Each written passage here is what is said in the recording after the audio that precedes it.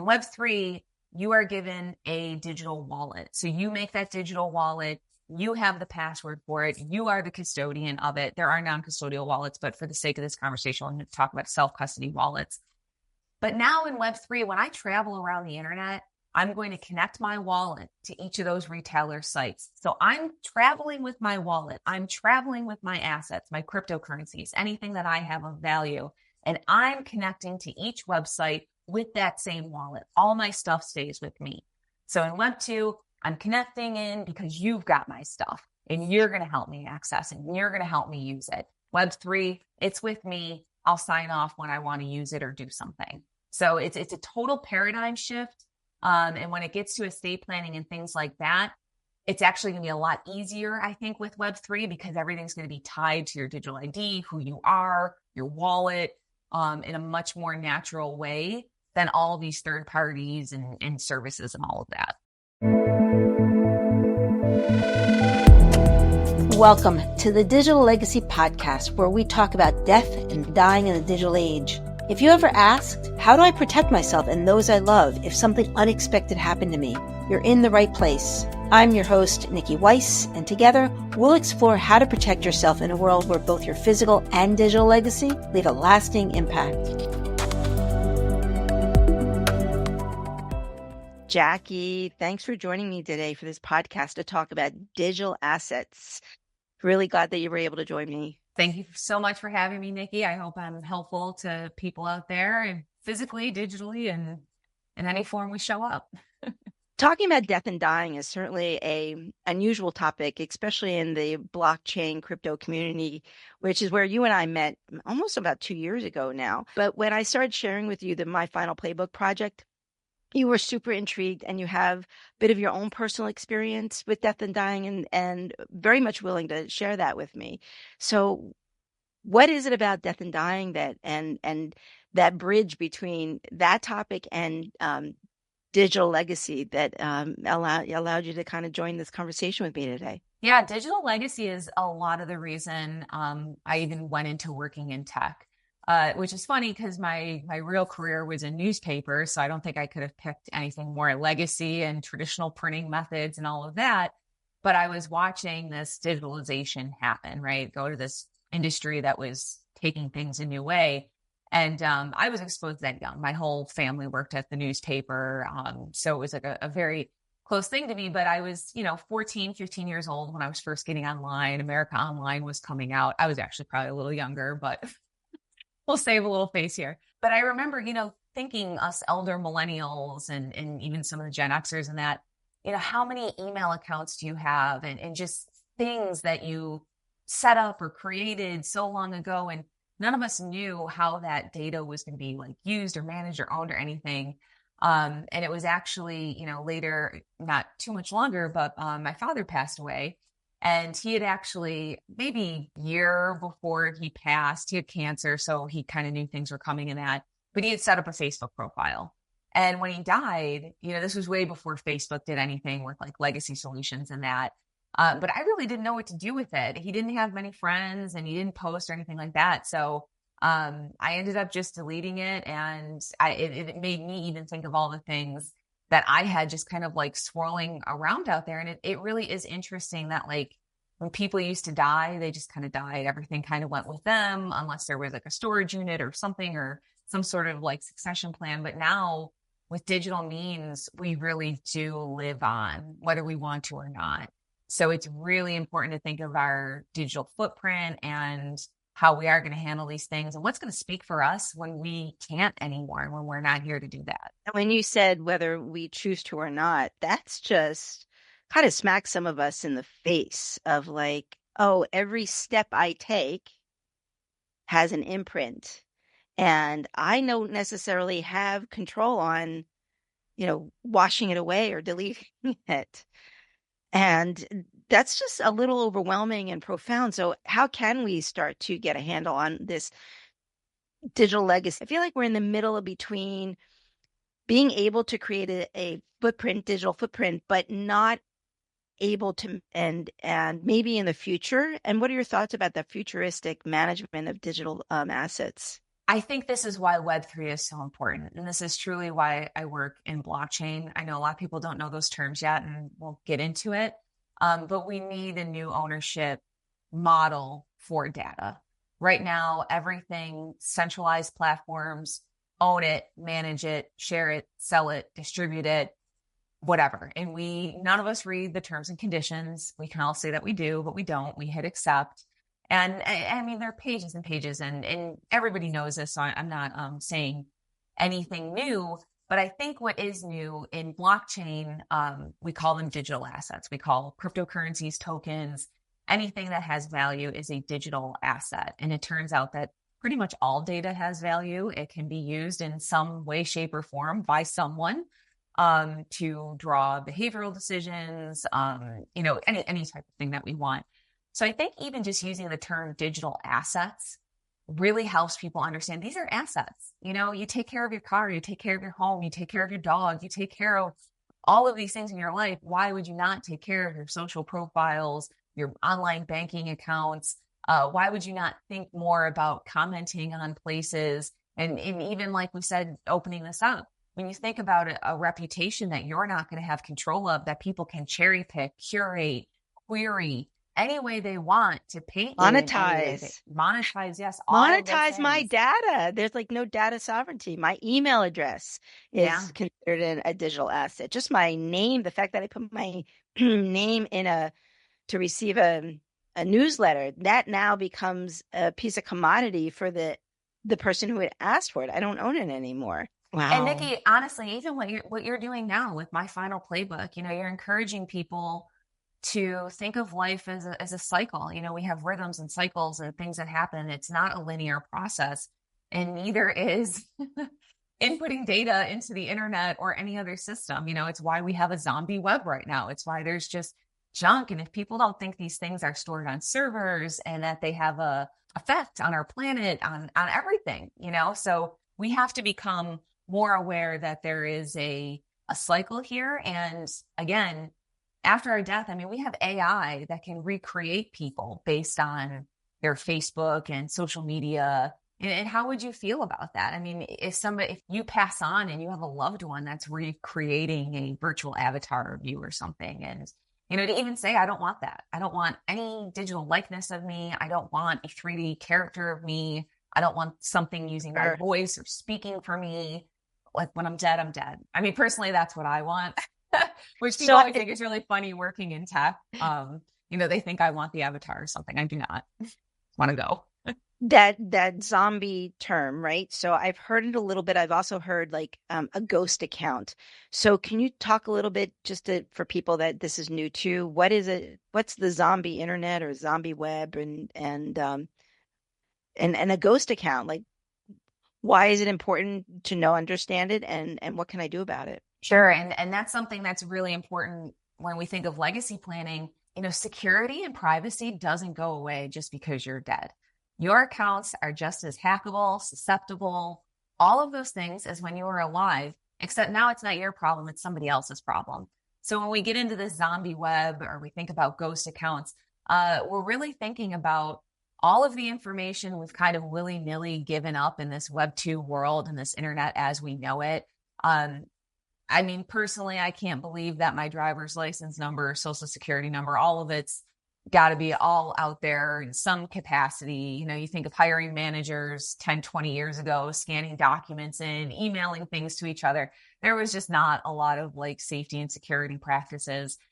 So ghost accounts are, when people take this type of information, they can build accounts that look like you, act like you, transact as you. And in fact, there's a lot of this out there.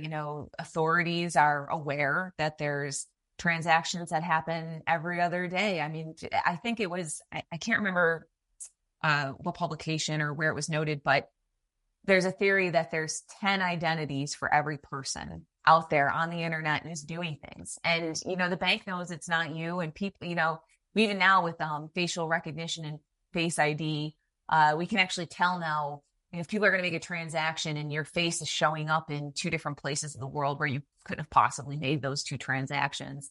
So we are finding ways to mitigate this. But as much as we can do as personal individuals, I mean, that's what I always advocate for.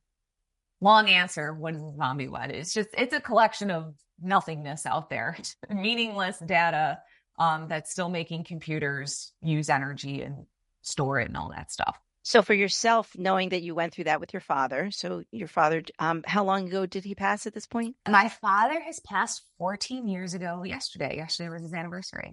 Wow. Wow. And for you, does he still have a digital footprint out there? So my dad was born in the 40s. So he loved tech and loved computers, was super into sci-fi through the 80s and all that. But no, he was very weary of it. I think he was leery, maybe from all the sci-fi he read. He was very aware. And he didn't really get into social. I don't even think my dad had a cell phone by the time he passed.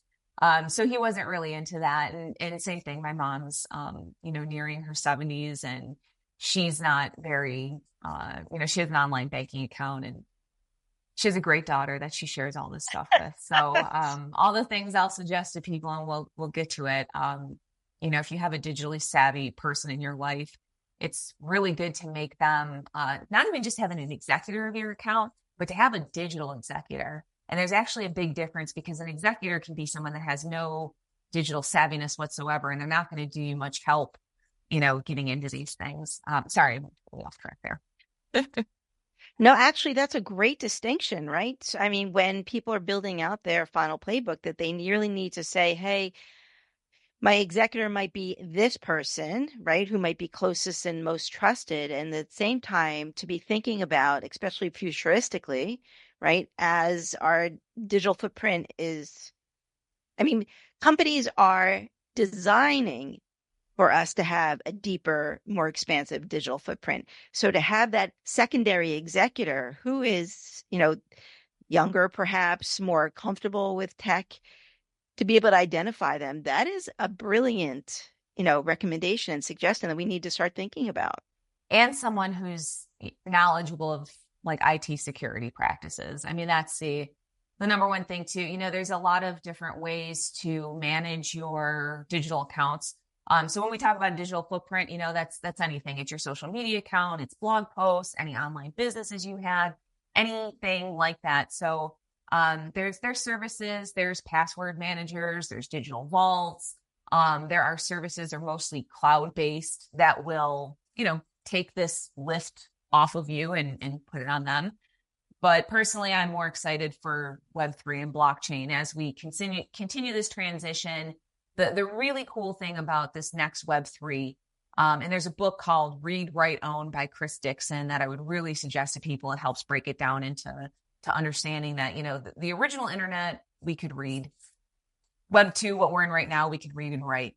But Web3, we can read, write, and execute. And it's because of these technological advances that we're going to be able to automate contracts and automate things that happen. And that gives us the control to program these assets to act in a way in which we want them to act. But even better than that, I think Web3 and this new internet we're going into is going to feel a lot more natural, and it's going to mimic the physical transactional world a lot better. And what I mean by that is right now with Web2, if you went on to a retailer's website or anything you were going to purchase, it's likely that you have an account with that retailer, you have a username, you have a password. That is something that you have to then think about in your estate planning. Does someone have access to that username and password for any account? Every time you're traveling on Web2, you have a password for this, an account for that. They're all different. It's confusing. It's a lot to take care of. In Web3, you are given a digital wallet. So you make that digital wallet. You have the password for it. You are the custodian of it. There are non-custodial wallets, but for the sake of this conversation, I'm going to talk about self-custody wallets. But now in Web3, when I travel around the internet, I'm going to connect my wallet to each of those retailer sites. So I'm traveling with my wallet. I'm traveling with my assets, my cryptocurrencies, anything that I have of value. And I'm connecting to each website with that same wallet. All my stuff stays with me. So in Web2, I'm connecting in because you've got my stuff and you're going to help me access it and you're going to help me use it. Web3, it's with me. I'll sign off when I want to use it or do something. So it's a total paradigm shift. And when it gets to estate planning and things like that, It's actually going to be a lot easier, I think, with Web3 because everything's going to be tied to your digital ID, who you are, your wallet, in a much more natural way than all these third parties and services and all of that. So we're going to just pivot just a little bit and bring this conversation up a higher level. So if you feel lost in some of the terminology that Jacki and I are going to just, start to drop, please, this is an opportunity to do your own research, but we do want to talk to some of those more advanced people that have currently been in that are buying digital assets like NFTs, cryptocurrency, that are in the metaverse, that might have a MetaMask, right? That already own some of their either a hot wallet or a cold wallet. So in speaking to that audience right now, and I'm super excited, with my background in data privacy and digital security, to be able to see some of the technologies being developed, like zero knowledge proof and privacy enhancement technology. Like when I think about the pet technology that is just on the brink, ID Earth is like one company I think of, that they are really working hard to try to build tools that will allow us to have that digital sovereignty. So if we talk about, let's take a moment and just go futuristic, 3 to 5 years. I mean, what's that timeline where you feel like we'll be able to actually start to get a handle on our digital assets? What's your vision? What does your crystal ball say? Let me go back to the beginning of this. I'm just trying to figure out what the actual question is. Sorry. No, so sorry. So the question is, based on the technology that's being developed right now, right? Digital asset tools that are allowing us to be able to hold on to that data sovereignty. How long do you think it'll take before we start to be able to utilize some of those the technology that an ID Earth is creating, or some of the pet products, that the privacy enhancement technology products that are being developed? How hopeful do you feel that we'll get there, and how quickly do you think we're going to get there? So I don't think the technology is the problem. I think user adoption ends up coming down to the users. How easy is it for me to do this? And ease always comes with a price, and you're likely giving up ownership at some point to make something easier on yourself. We all do this. It's why we lease cars. It's why we rent instead of own. It's why we drives a lot of decisions it's why we have financial advisors. It's why we pay professionals. So I think we'll still have a lot of service models, and I think those will obviously increase. I think wallet technology itself, I do see wallets being the platforms. Digital wallets are where Web 2 and Web 3 meet. It's that touch point. So it's where you want to have the most security and have the most, as someone who is going to self-custody, if that is what you want to do, that's where you probably want to concentrate most of your research and time right now, because people are going to get into this. If we are speaking to people who own digital assets already, cryptos, tokens, things like that, you've been exposed one of three ways. You've gone on an exchange and you purchased it. So if you've purchased digital assets on an exchange, the exchange is the custodian. You are not the custodian. A big thing we say, not your keys, not your crypto. So unless it's a digital wallet you set up yourself, if you're going on exchange, you are subject to whatever the exchange does. You can purchase digital assets directly from a wallet like MetaMask. So if you opened up a MetaMask wallet, that is a self-custody wallet, and you are directly purchasing those assets. So you are full ownership of them. And then the third way is what's becoming more popular in the financial world, and probably will cause the most user adoption on the financial side of things, is going through the markets. The spot Bitcoin ETFs were just approved. Spot Ethereum ETF is in the works right now. So you could go through traditional finance to get exposure to, stocks and ETFs and things that are representing digital currencies. So in any and all of those, the most important thing is that you understand and you are sure who the custodian is, who actually owns these things, because that will tell you who you need to give your seed phrases to, or how your successor, digital executor, is actually going to access these things. Personally, there's So when we talk about a seed phrase or a secret recovery phrase, that's like, it's like having the combination to your lock. You don't give the combination out to people. You want to keep that yourself. Think of it just as a lock. If you had a lock on a safe, what have people done to store those numbers? So we do have digital password managers, even for seed phrases and in crypto, but they're real OGs, the real people that have been in this. I've seen people carve their seed phrases on aluminum plates, keep that in a post office box, make a copy, send it to a family member, a friend. They put it in their lockbox. You keep one of theirs. So you want to have multiple accounts. Paper and pen is still probably the most trusted way to actually keep a seed phrase. People have had them tattooed on themselves. There's a lot of, and the cool thing about digital wallets too in crypto, a lot of people think like the hardware wallets, like the ledger, like if I lose my ledger, I lost my crypto, but that's not true. Your crypto isn't actually on the ledger. That's just what gives you access to it. So you can lose your ledger, buy a new one, and input that seed phrase that you originally started with, and that's going to be on that ledger. It's going to be accessible on that device now. So a lot of times people, they really freak out about losing some of this stuff. And that's a hard thing to understand in blockchain too, that you're connecting to a window that's showing you all the data moving behind it, not necessarily the direct asset itself, but that's far too technical for this. I mean, it's still, bottom line, it still lives on a server somewhere on this planet, somewhere. Yes.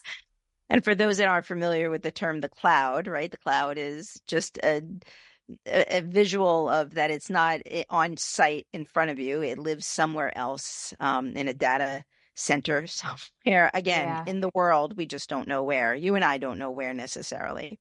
And where that data does move. It's consistent. It's constantly moving. It just doesn't sit. It's moving, and that's make it the cloud base.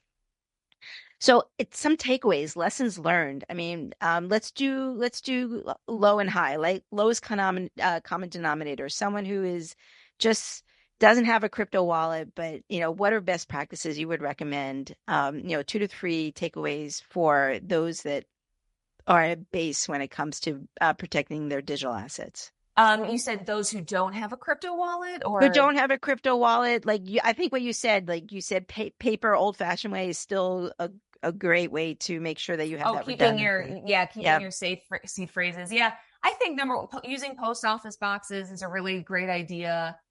Mailing your seed phrase to someone who's trusted.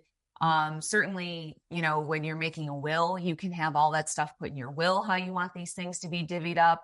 I think the most important thing is just making your wants and desires known. And then certainly, like anything else, any digital asset you have, again, whether that's a social media profile, your email inbox, your cryptos. A huge thing in crypto is airdrops. So we're constantly getting airdropped things, which means a token is just being sent to us. You can choose how you want to interact with it. Sometimes they're nefarious, sometimes they're meaningful. This is a whole nother layer, but with any of those things, maintenance, like we as human beings, as a species, we need to become more in tune with, again, the cycles of life. There's a rest and repair. There's a time to do action. There is a time to move things. I think we've all been in the wild west of the internet where we've just been doing, and just literally outputting for decades now. And we need to learn that there is in every digital process, you can only feed so much. At some point, all that needs to be conglomerated, organized, figured out. So that's really my number one takeaway. Just stay organized, be organized. And if you don't have, just like you look over your financials quarterly, make it a plan. Every quarter, you're just going to go through your email, you're unsubscribe to things. If you're not using a social media platform, delete it. Because when you're gone, if you die and you didn't give that password to anyone and the account gets hacked or something like that, no one can do anything at that point. Ghost account. Yeah. And again, and people can even take over those ghost accounts and do crazier things than just, buy and transact. But they can influence things. They can create behavioral profiles that are existing on platforms, double representing or multiple representing some ideal. Think of all the issues we have in voting now where, we've seen tons of politicians use dead people as voters and names and things like that. So imagine what they can do with social media accounts. I mean, they're just sitting there. They're ripe for deploying. This was an amazing conversation. And I think it's going to be an evolving conversation. I just think that this digital asset piece, everyone's very worried about their will, their house. I'm even seeing how there's some hacking going on with title companies, and how people are starting to take ownership of people's physical property because of the digital access within the public records. And not, again, I might have opened up a can of worms on this conversation, but listen, we will certainly come back and maybe have a part 2 and 3 when the time comes. So Jacki, thanks so much for joining me today. Super informative. And like I said, putting your dad, he's up there and listening, guiding. He's proud. He's happy I went the direction I did, I'm sure. He's the one that made it all possible. So thanks, Dad. All good. Thank you. Thank you. Thank you for listening to the Digital Legacy Podcast, where we talk about death and dying in the digital age. I hope this conversation inspired you to take control and plan for the inevitable to protect yourself and those you leave behind. Don't forget to subscribe to our newsletter at digitallegacypodcast.com. Remember, life is full of surprises. What happens after you die shouldn't be. So keep your passwords safe and your playbook up to date.